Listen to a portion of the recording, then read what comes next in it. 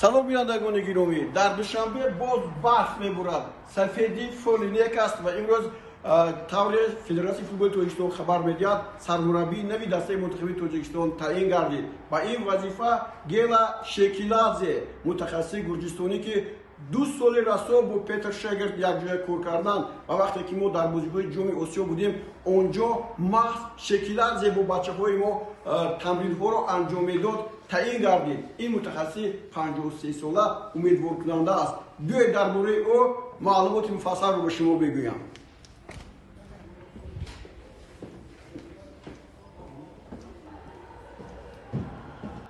қатар бозиҳои ҷоми Осиё 2023 дастаи мунтахаби Тоҷикистон тамрин мекунад.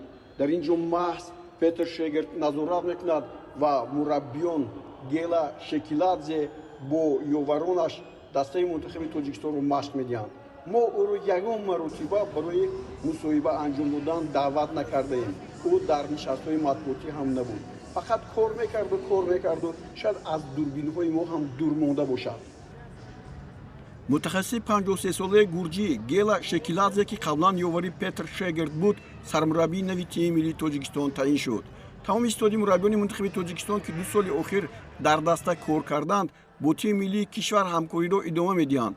ёвари Шекиладзе мутахассиси дигари гурҷӣ Тамаз Бокерия хоҳад буд.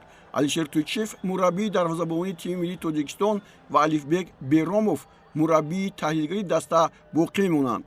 Гела Шекиладзе айёми футболбозӣ дар дастаҳои Динамои Батумии Гурҷистон, Лайерси Белгия, Руселарии Белгия, Арсенали Украина ва ЦСКаи Украина ба ҳайси ҳимоятгар бозӣ мекард. вай дар ҳайати тими миллии Гурҷистон 22 вохӯрӣ гузаронидааст. солҳои 2007-2011 Гела Шекиладзе дастаҳои миллии Гурҷистонро Ю-15, Ю-16, Ю-19, Ю-21ро ба бозиҳо омода кардааст. илова бар ин, Шекиладзе ёвари сармураббии Петр Шегерт дар тимҳои миллии Гурҷистон, Афғонистон, Малдив ва Тоҷикистон буд. Гела Шекиладзе дорои иҷозатномаи мураббигии категорияи прои УЕФА мебошад. фаъолияти касбии худро соли 1989 дар ҳайати Мусор Тбилиси ки дар лигаи дуюми СССР бозӣ мекард, оғоз кардааст. соли 1990 ӯ ба бошгоҳи Динамо Батуми гузашт ва дар ҳайаташ дар лигаи олии Гурҷистон бозӣ намуд ва дар мавсими солҳои 1996-97 барандаи медали бринҷии чемпионати ин кишвар ва дар мавсими соли 1997-98 ноиби чемпиони Гурҷистон, барандаи суперҷоми Гурҷистон гардид. мавсими соли 1997-98 барои Шекиладзе дар Динамо охирин мавсими футболӣ буд ки ӯ дар чемпионати Гурҷистон 239 бозӣ анҷом дода 7 гол задааст. тобистони соли 1998 Гела Шекиладзеро ба бошгоҳи Белгия Лиерсе даъват карданд. дар мавсими солҳои 1998-99 дар ҳайати клуби Лира ӯ соҳиби ҷоми Белгия ва суперҷоми Белгия гардид. дар ҳайати Лиерса то охири мавсими соли 2001-2002 бозӣ кард. тобистони ҳамон сол ба клуби дигари Белгия Рузларе гузашт ва баъдан ба Арсенали Киев интиқол ёфт. 3 августи соли 2003 дар ҳайати Арсенал дар даври панҷуми лигаи олии Украина бо тими Металлурги Донецк вориди рақобат шуд. Шекиладзе дар ҳайати асосии ин даста то охир дар майдон бозӣ намуд. соли 2004 ба ЦСКаи Киев гузашт ва дар охири мавсим аз бозии футбол берун рафт. дар ҳайати тими миллии Гурҷистон 3 марти соли 1997 дар бозии дӯстона бо тими миллии Арманистон ба майдон омадааст. ӯ дар бозиҳои интихобии ҷоми ҷаҳонии соли 1998 ва чемпионати Аврупо дар соли 2000 ширкат варзид.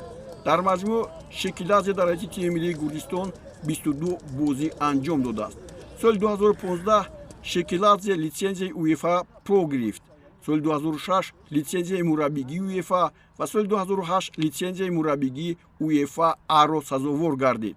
ӯ ба ҳайси коршинос дар конфронсҳо, лексияҳо ва семинарҳо ва инчунин имтиҳонҳои расмии УЕФА иштирок намуд. тими миллии Афғонистон ҳам аз Шекиладзе баҳра бурдааст. солҳои 2015-2016 Шекиладзе ба Петр Шегерт дар омодагии тими миллии Афғонистон кӯмак намуд. якҷоя аз 8 бозии расмӣ дар 6 тоаш пирӯз шуданд. дар сабқати интихобии ҷоми ҷаҳонии 2018 даста 3 маротиба пирӯзӣ ба даст овардааст. ин сол барои дастаи Афғонистон соли муваффақтарини ҳунарнамоӣ эълон гардид. 2 соли охир Гела Шекиладзе бо Петр Шегерт дар омодагии дастаи мунтахаби Тоҷикистон ба бозиҳои ҷоми Осиё кӯмак намуд ва онро ба финалӣ бозиҳо раҳнамун сохт ва ба ҳунарнамоии олии дастаи мунтахаби Тоҷикистон кӯмак кард. дар рафти бозиҳо ба чашм расид, ки Петр Шегирд ҳамеша аз ӯ маслиҳат мепурсад ва дар якҷоягӣ қарор қабул мекунад. ба як маъно Гела Шекиладзе арзандаи ин мансаб аст ва ӯ метавонад ҳунарнамоии дастаи мунтахаби Тоҷикистонро боз ҳам муҷаллодтар гардонида дастаро ба марҳилаи сеюми бозиҳои интихобии ҷоми ҷаҳон раҳнамун созад. роҳи сафед ба Гела Шекиладзе ва мураббиёне, ки бо ӯ ҳамкорӣ мекунанд ва дар пурқувват шудани дастаи мунтахаби Тоҷикистон дар ҷоми Осиё заҳмат кашидаанд.